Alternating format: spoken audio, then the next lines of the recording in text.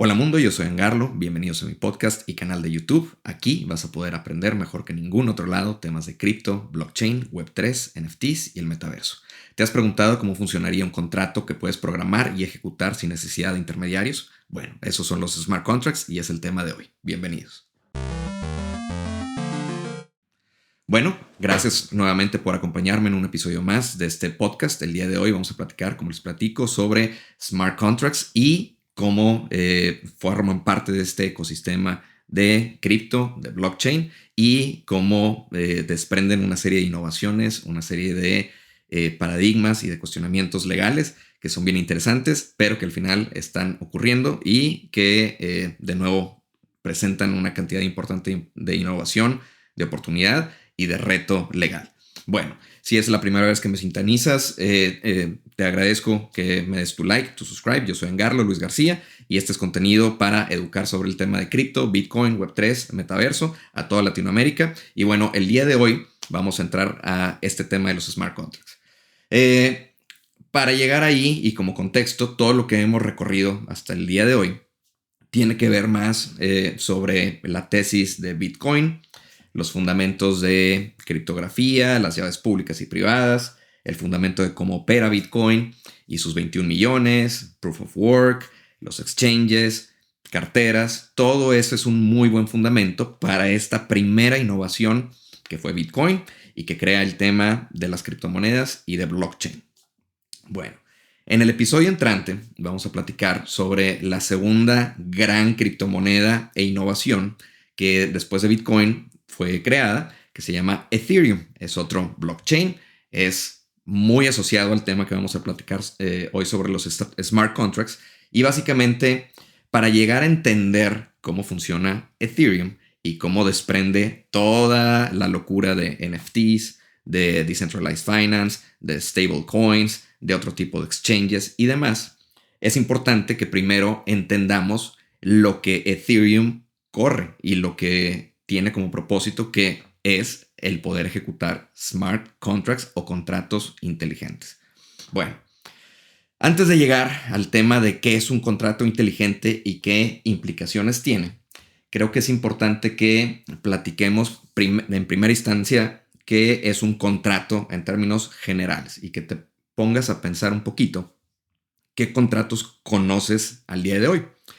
Y un contrato, básicamente, si ves el término que existe por ahí, es una promesa o una ejecución a cambio de una promesa o una ejecución. ¿A qué se refiere esto? A ver, se refiere que tú puedes prometer que le vas a pagar a alguien si esa persona te promete que te va a dar un servicio. Esa es una promesa por una promesa. Puede ser un contrato, por ejemplo, de empleo, en donde yo te prometo que te voy a pagar cada quincena si tú me prometes que pagas esto y, ejecutas estas funciones y estás dentro de estas reglas. Puede ser una promesa por una acción. Oye, yo te voy a pagar $20 si cortas mi jardín. Esa es otro tipo de contrato. O puede ser una promesa, una ejecución por una ejecución. Que por ejemplo un contrato puede ser cuando tú vas a una maquinita de cocas o de dispensadora de dulces o lo que sea. Y en ese vending machine pues es un contrato implícito en el que tú le das una moneda y te da un producto. Performance for a performance. Ejecutar por ejecutar. Entonces, bueno, es de alguna manera una regla, es un framework, es el contrato encapsula este tipo de acciones en el que puede haber promesas a cambio de otra promesa, de una ejecución. Ahora, pensemos en general, ni siquiera estamos hablando de los contratos digitales, de los contratos cripto, pensemos en contratos que tú conoces. Un contrato de ellos podría ser tu contrato de hipoteca de la casa. Es un contrato entre tú y el banco generalmente. Y el contrato dice, oye, pues bueno, existen estos términos en los que el banco es el dueño de la casa, pero tú al final, bueno, más bien tú eres el dueño, pero el banco también es dueño y tiene derechos sobre esa casa porque él es el que primero le está pagando. Tú estás pidiendo prestado al banco y a cambio de ese préstamo tú vas a pagar mensualmente una hipoteca, un cargo, una mensualidad, que de ahí el banco va a tener un interés y existen reglas para esa hipoteca de cuánto dura, de quiénes son las entidades ese acuerdo, de cuáles son esas reglas de costos, de cuáles son, qué son las cosas que pasa si se rompe el contrato, si de pronto hay pagos que no se han ejecutado, si de pronto el banco no cubre cosas de su lado, si la casa no está asegurada. Hay muchas cosas que forman parte de ese contrato.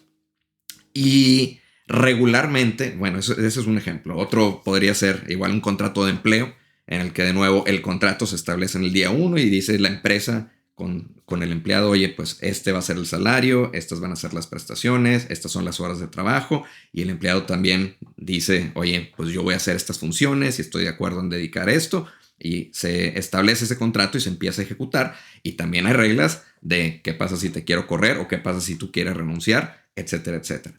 Sin embargo, quiero que identifiquemos que esos contratos, si bien existe un momento en el que se firman y en el que se establecen, la realidad es de que no están siendo modificados todos los días. Están vigentes todos los días, pero están en un estado latente de ejecución. Es decir, un contrato puede estar en un estado de no está firmado y no es un contrato vigente.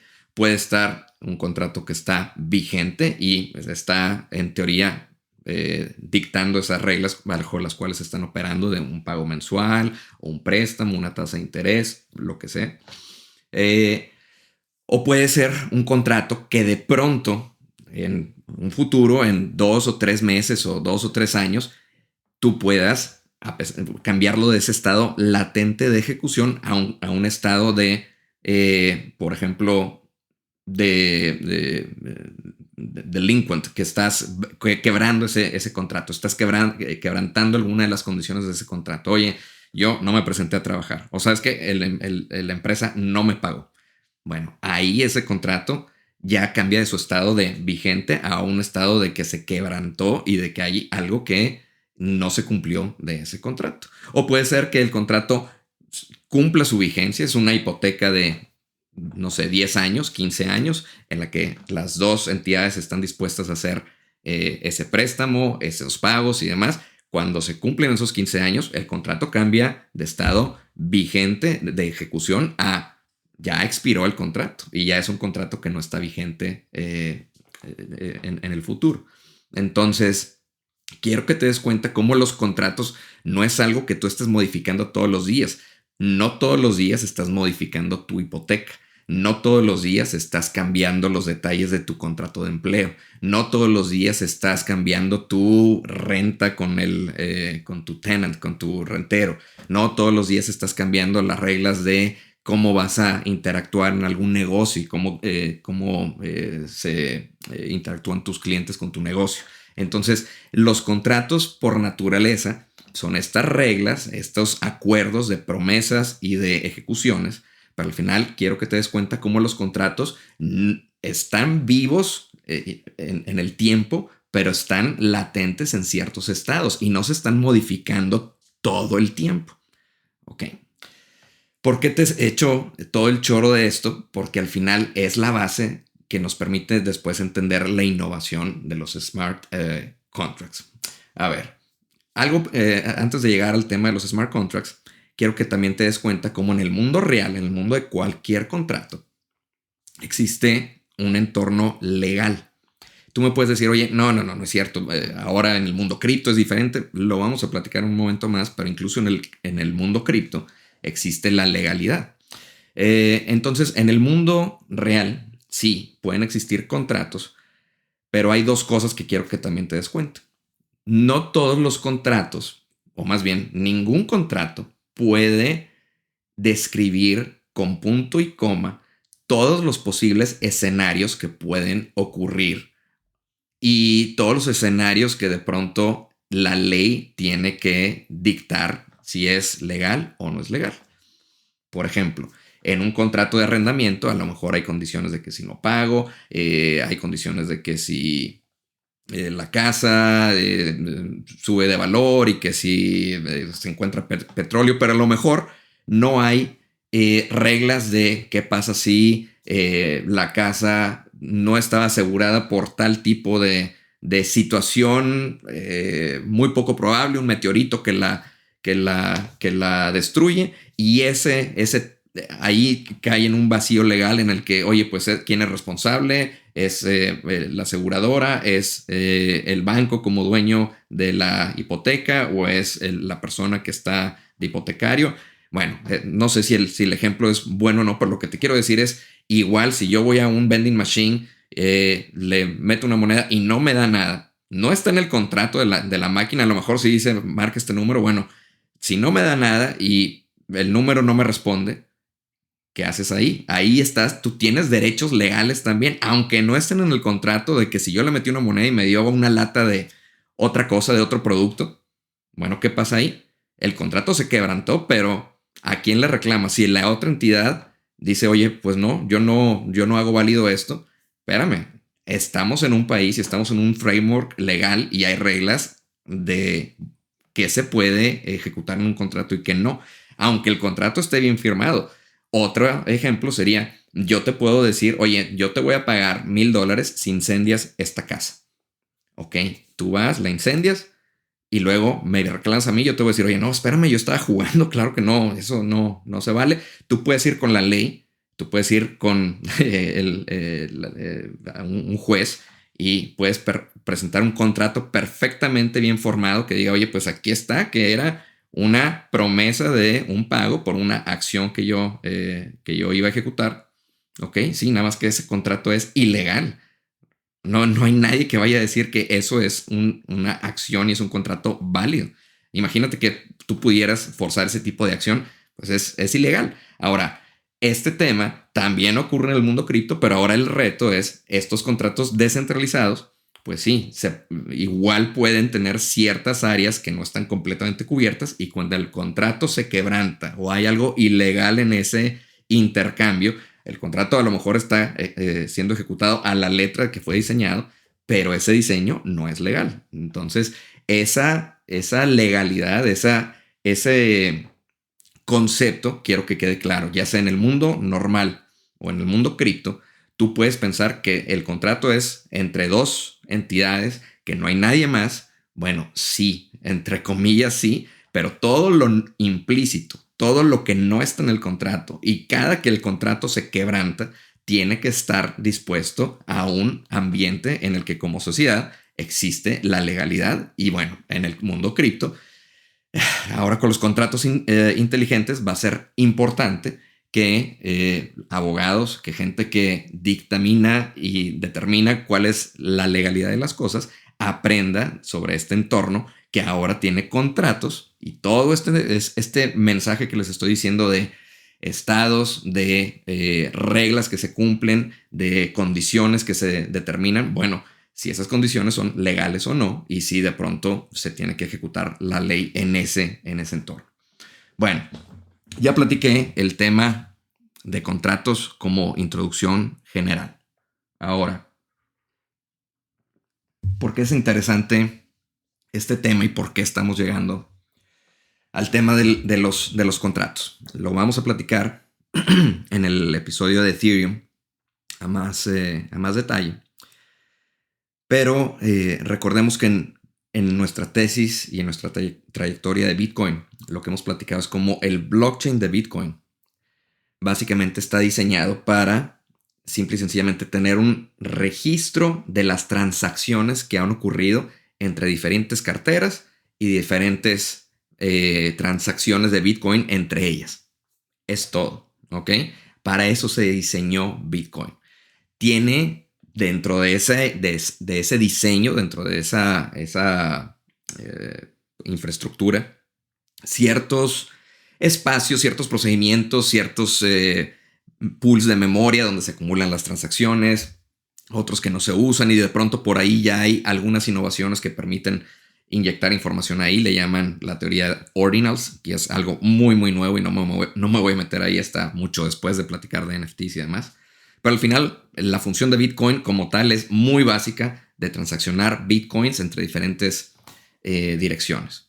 Sin embargo, y aquí es donde está la innovación, por ahí de 2000, no recuerdo si fue, a ver, por aquí lo debo tener el dato, en 2015, un chavo de 19 años, Vitalik Buterin, que es el fundador de Ethereum. Básicamente este chavo es un reportero para una revista de Bitcoin, entiende el tema de Bitcoin, entiende el tema de blockchain, entiende el tema de descentralización, y dice, caray, a ver, entonces, si está todo este tema descentralizado y ahora mismo está rediseñando y reinventando de una nueva manera más eficiente y más estable el dinero, a manera de este registro de transacciones que se están moviendo, como por qué no utilizar el mismo concepto, pero en vez de solamente mover Bitcoin de una dirección a otra, lo que hacemos es de que esta red distribuida de computadoras no nada más esté moviendo una moneda, sino que lo que esté haciendo es almacenando código que la misma gente pueda desarrollar, código de programación, el código que tú quieras. Y entonces, ¿cuál es la filosofía ahí? La filosofía es, oye, no nada más voy a estar transaccionando la moneda del Ether que sustenta esta red de Ethereum, sino que esa red va a tener código de usuarios, y ese código puede tener reglas que luego se puedan ejecutar por una entidad que esté en nuestro blockchain de Ethereum y que tenga acceso a ese contrato, que es cualquier persona del mundo. Caray, ese contrato más bien, o ese código que acabo de mencionar, es un contrato. ¿Por qué es un contrato? Porque, a ver, si tú tienes vamos a pensar en la regla de programación más básica, un if-then, ¿ok? If, que significa si esta condición sucede, then esto, entonces esto. Bueno, si en un contrato, si cualquier persona, una dirección de Ether, me manda, vamos a decir, medio Ether, que al día de hoy deben de ser $700 o algo así, me mandan medio Ether, then yo le voy a mandar este token, este asset digital. No me cuestiones de que si el token, que quién lo inventó, y que solamente te estoy dando conceptualmente una regla que dice, si yo recibo esto, envío esto. Esa regla de código puede estar distribuida en todo el blockchain de Ethereum, para que cualquier persona que quiera ejecutar esa regla la pueda ejecutar en ese código. La invoca y dice, esta regla, este if-then, esta parte de lógica de este pedazo de código, la quiero ejecutar, le voy a mandar ahí medio Ether a cambio de que me dé esto. Bueno, eso, si conectas un poco el primer concepto que te dije, eso es un smart contract. ¿Por qué? Porque al final es una regla, es una promesa. If then, si ocurre esto, entonces esto. Es una promesa que está ahí en código, que nadie puede modificar y que está en un estado también. A lo mejor esa regla está en un contrato que dice, esta regla solamente se puede ejecutar 10 veces y nada más. Existen esos contratos. Entonces hay gente que dice, oye, yo quiero ejecutar esa regla, y la ejecutan 10 veces y se acaba esa regla para cualquier otra persona.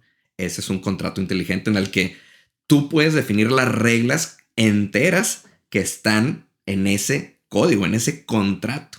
Tú puedes decir, si tú me mandas este Ether, yo te doy este token, y solamente este procedimiento se puede ejecutar 10 veces. Ese es descriptivamente lo que te acabo de decir en términos muy sencillos, una regla sencilla de código y un framework de que solamente hay un counter y solamente se puede hacer 10 veces. En esencia, eso es un contrato digital, ¿verdad? Lo mismo que en un vending machine, tú tienes la regla muy sencilla, me das un quarter, te doy una bolsita de papitas. Y solamente puedo permitir la cantidad de quarters que tiene la máquina porque nada más le caben tantas papitas. Es lo mismo acá. No porque no le quepan más, sino porque a lo mejor tú quieres definir un límite de cuántas tokens se van a dar. A lo mejor ni siquiera es un token, a lo mejor solamente es intercambio de tokens. Adivina qué es eso. Eso es todo el tema de Decentralized Finance. Hay una innovación de diferentes criptomonedas, de diferentes contratos digitales y reglas de código que de pronto, por estar corriendo en la misma red, se pueden intercambiar unas con otras. Entonces, de pronto hay instrumentos ahora financieros y préstamos y cosas en las que, oye, pues yo te presto mi token y a cambio yo te doy el otro y yo lo tengo, no lo puedo tocar o vender. Toda esa lógica, todos esos préstamos, todos esos intercambios son reglas lógicas que están representadas en estos blockchains. En el caso de Ethereum, en el caso son smart contracts que corren en su blockchain de Ethereum y que tú ejecutas a través de Ether, que es su criptomoneda. Mañana, en el siguiente episodio, de nuevo, platicaremos de Ether, pero sigamos pensando entonces sobre este tema de los smart contracts en este contexto, porque de igual manera que en el mundo real, estos contratos o estos pedazos de código no necesitan estar siendo tocados todos los días. Igual que tu hipoteca, mencionamos que no la modificas todos los días, igual que tu contrato de empleo, no lo modificas todos los días. Bueno, estas reglas, si tú de pronto ya ejecutaste un contrato, por ejemplo, y el contrato tú intercambiaste un Ether por un NFT o un token digital, bueno, ese contrato ya se ejecutó y a lo mejor tu NFT lo puedes tener por, no sé, 3 años utilizándolo para lo que te permite acceder a un portal, tener algún reporte, alguna comunidad, a lo mejor te da algún acceso a algún evento, a lo mejor otros NFTs gratis, lo que sea. Tú lo puedes mantener y luego lo puedes, y ese contrato básicamente se mantiene en el mismo estado en el que dice, mira, este token está para esta persona y no lo estoy tocando, no, cualquiera lo puede revisar el día que quiere, pero nadie lo está modificando. Igual que tú puedes sacar y decir, mira, este es mi contrato de hipoteca y déjame lo checo. Bueno, eso no cuesta, eso todo el mundo lo puede ver en el mundo de cripto, pero la modificación, el cambio de estado, el qué pasa si de pronto el contrato rompe las reglas de las cuales está diseñado, ahí es donde está el problema y ahí es donde acá, a diferencia de en el mundo real, bueno, es automático. Son las reglas que se programaron en el código de programación. Ahora, lo interesante de esto es de que estos contratos son públicos. Este código de programación es público. Lo he mencionado en otros episodios. En el caso de Ethereum, el lenguaje de programación que soporta estos smart contracts se llama Solidity. Y en Solidity, tú puedes desarrollar esta lógica que represente las reglas que tú quieres representar en un contrato. ¿Qué reglas? Las que tú quieras. Si es un contrato que representa una hipoteca, tiene que tener las reglas de una hipoteca que diga, oye, yo espero un pago mensual a cambio de que hay un desembolso por un activo que está aquí y el dueño es esta persona, y esas reglas tienen que estar representadas en ese contrato.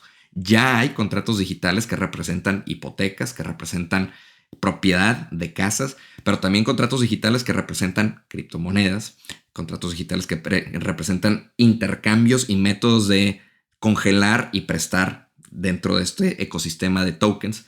Ya existen contratos que permiten la creación y la estandarización de NFTs y que se puedan comercializar. Lo platicaremos cuando lleguemos al tema de los NFTs.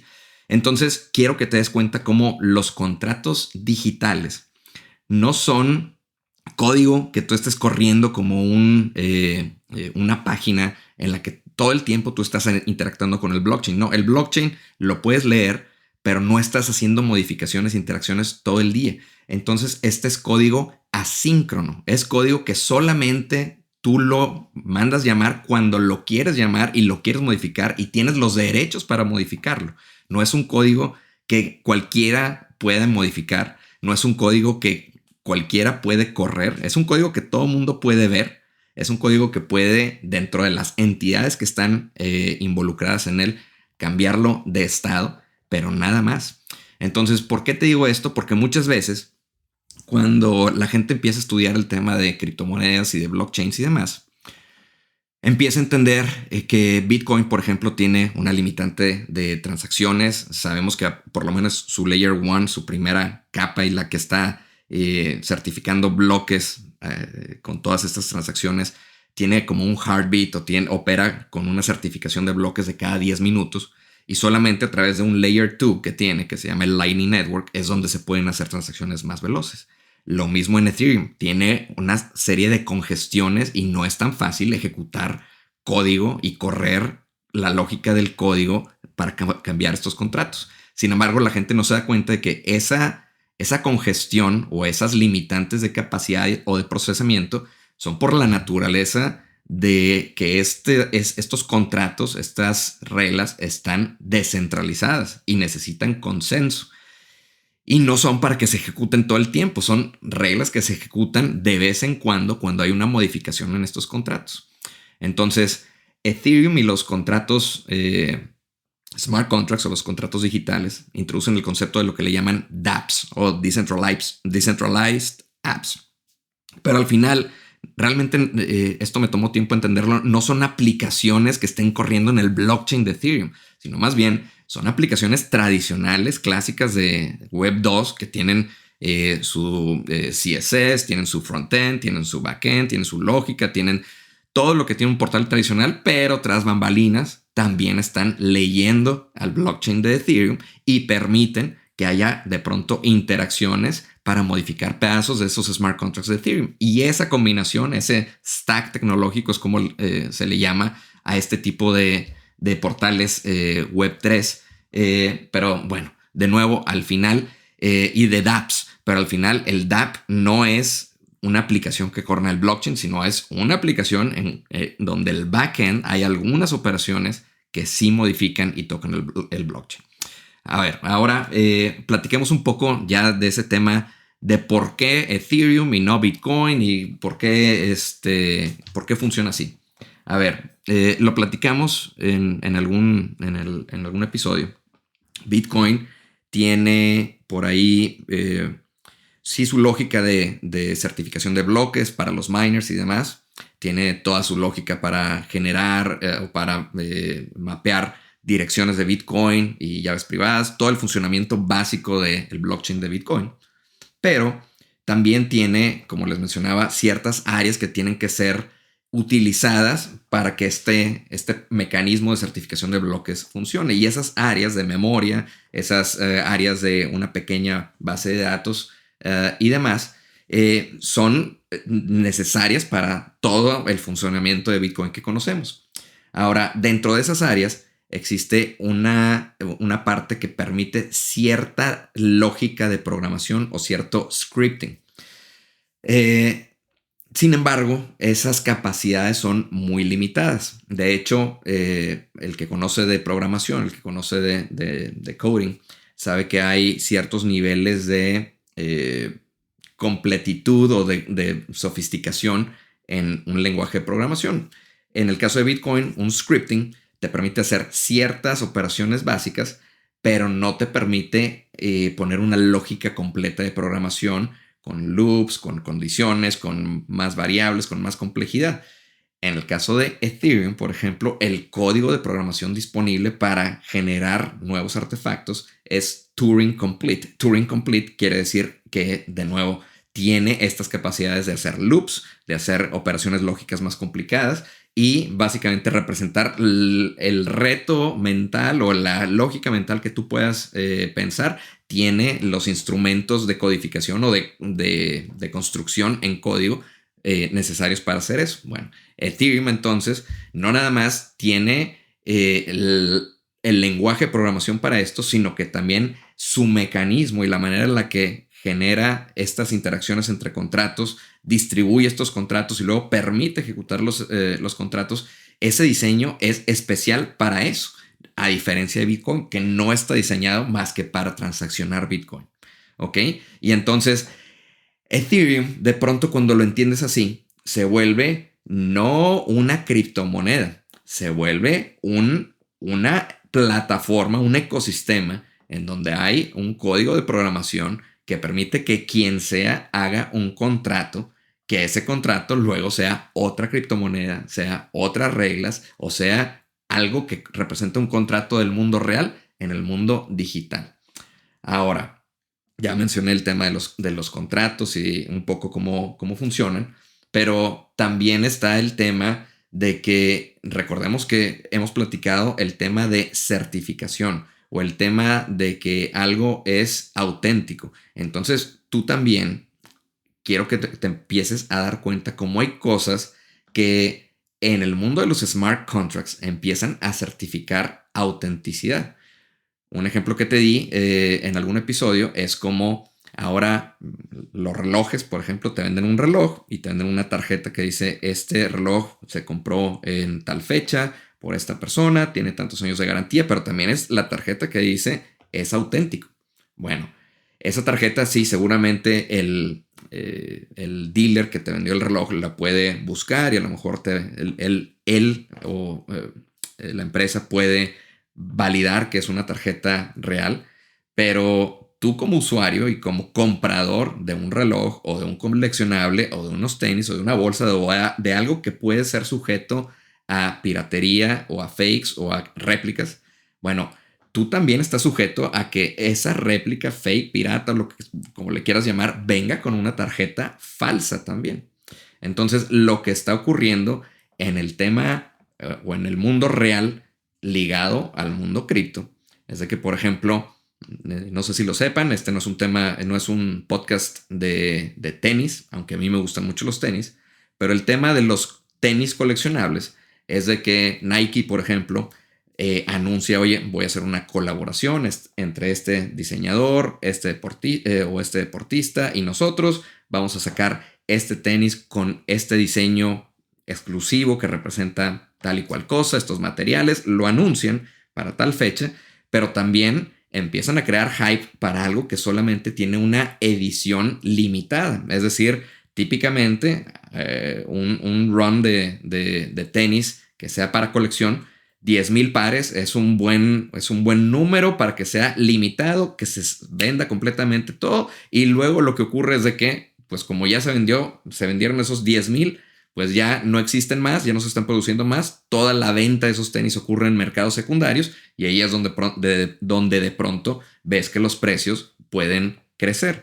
Ahora el problema es de que hay gente que se une a fábricas, se contacta con buenas personas que hacen réplicas y demás, y hacen réplicas muy fidedignas que son prácticamente imposibles de discernir o de identificar versus el original. Lo mismo con relojes, lo mismo con bolsas, lo mismo con perfiles en internet, lo mismo con lo que quieras. Entonces, ya te lo platiqué en episodios pasados.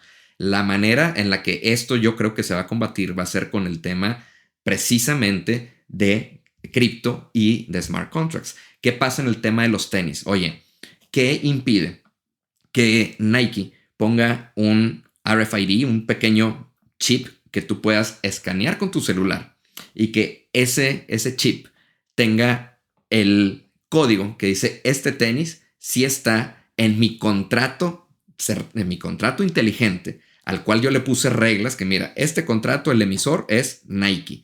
Aquí no hay reglas de compra-venta porque mi tenis se hizo compra-venta en el mundo real, pero lo que sí hay es de que si yo recibo este código escaneado con mi identificador encriptado y demás que está en el tenis, si yo lo identifico, aquí tiene la lógica que va a validar que sea uno de mis 10,000 tenis que yo vendí, va a poder identificar que fue uno que salió de tal fábrica a tal Foot Locker y se vendió en tal día y que ahora mismo, pues sí, es uno de talla 10 y de tal color.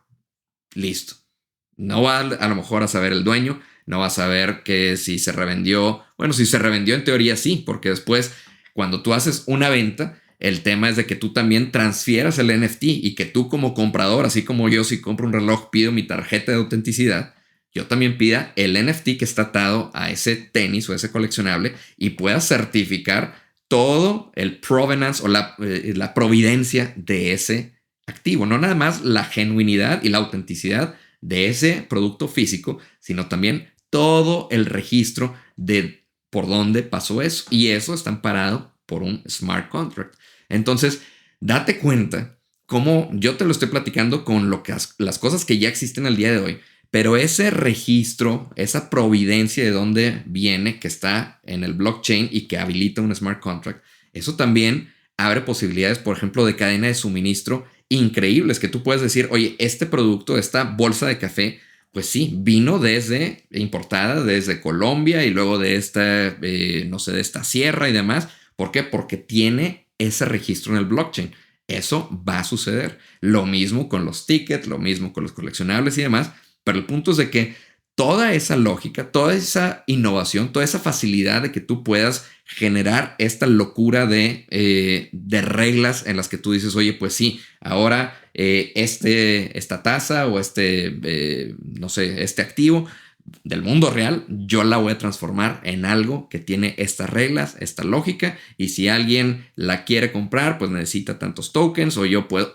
Hay una locura que poco a poco la veremos, lo quiero hacer de manera educada y responsable en el tema de los NFTs, en el tema de Decentralized Finance, pero bueno, yo creo que este es un buen episodio como base para que conceptualmente empieces a entender cómo el tema de cripto empieza a mutar y a transformarse mira qué chingón innovación para hacer que no haya alguien que mueve las reglas del juego y vamos a aplicar eso para el dinero, que es el invento de Bitcoin, mira, este invento de computación descentralizada bajo consenso puede ser utilizada para generar reglas de computación, código de computación y en términos prácticos, contratos digitales e inteligentes que si bien no se están ejecutando todo el tiempo, porque la idea es de que un blockchain no está con capacidad de cómputo duro y darle velocidad, no es la intención de un blockchain. El blockchain es para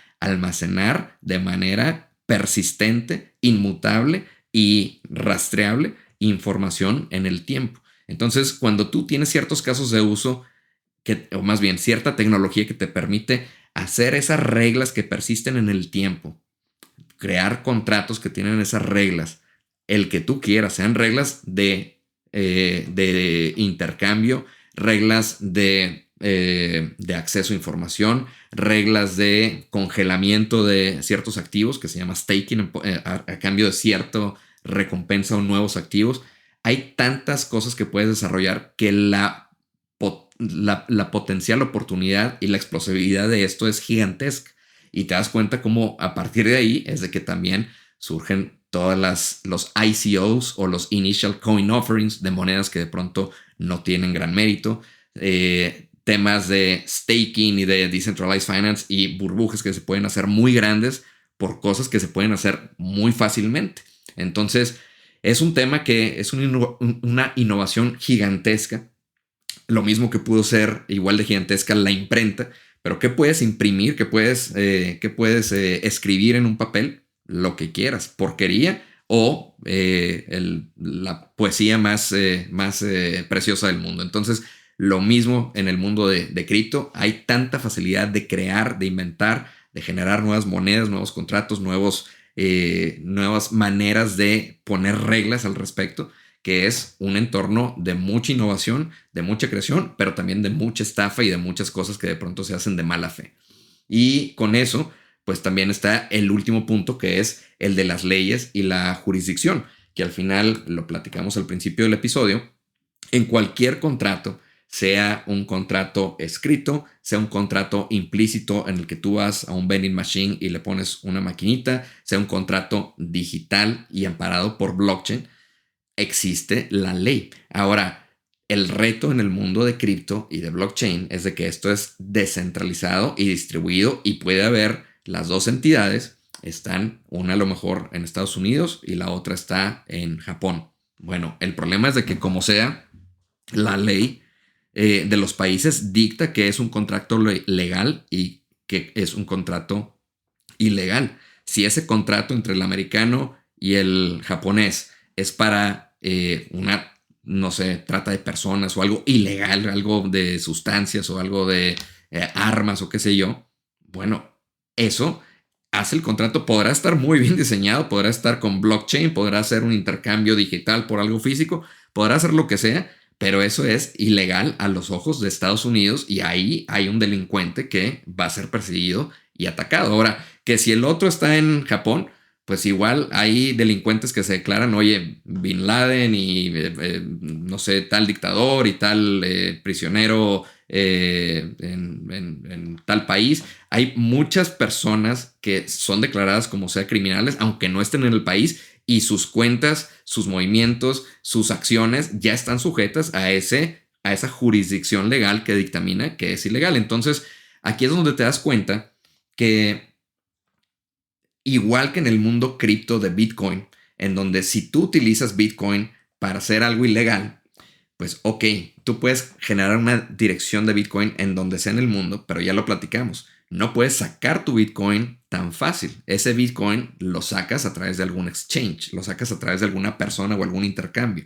Entonces, desde el momento que hay una actividad ilegal, pase en un país o en otro, pase en un sistema central o descentralizado, pase en un contrato escrito o pase en una maquinita de vending, siempre existe el entorno legal que está cuidando y está supervisando la legalidad de un contrato, sea digital o no. Ahora, el cómo se forzará la ley y de si habrá leyes entre países que permitan que esas leyes persigan y enjuicien a estos actores ilegales o a estos actores malignos, eso se tendrá que desarrollar porque igual que en el mundo financiero, hay paraísos fiscales y hay países que tienen ciertas reglas. Lo mismo en el mundo cripto. Habrá países que son más laxos en sus reglas versus otros. Lo que sí es, como lo hemos platicado, ya sea en el mundo de los smart contracts, ya sea en el mundo de blockchain, lo que hay es visibilidad. Lo platiqué hace un minuto con lo de la cadena de suministro y lo platiqué en algún momento con el tema del crimen. Todo está rastreado, todo se puede, todo deja un paper trail, deja un rastreo de qué ha ocurrido. Y el mundo cripto no es el mejor mundo para hacer cosas ilegales. De hecho, es algo idiota, porque todo está ahí para que el que quiera detectar dónde hay algo ilegal, ahí puede atar todas las operaciones y puede atar todas las operaciones futuras también que el criminal está tratando de hacer para mover o lavar ese dinero. Es uno de los problemas de cripto, el tema de que esa descentralización y semi-anonimidad permiten este tipo de operaciones, pero también, de nuevo, los criminales ahí son rastreados en esas carteras y siempre han dado con ellos. Al final de cuentas, hay carteras que se congelan por años y de pronto hay un movimiento que hacen por ahí y de ahí los agarran porque el mundo de blockchain es perpetuo, no hay cambios, no hay reversas y ahí está todo visible para que se vea lo que ha ocurrido. Bueno, espero que haya sido de tu interés y te haya gustado este episodio. De nuevo, esta es la base y el fundamento de cómo estos pedazos de código ahora se vuelven smart contracts, y en el siguiente episodio nos vamos a meter ahora sí a cómo esto ya aplica en Ethereum y cómo son las bases, cómo se creó.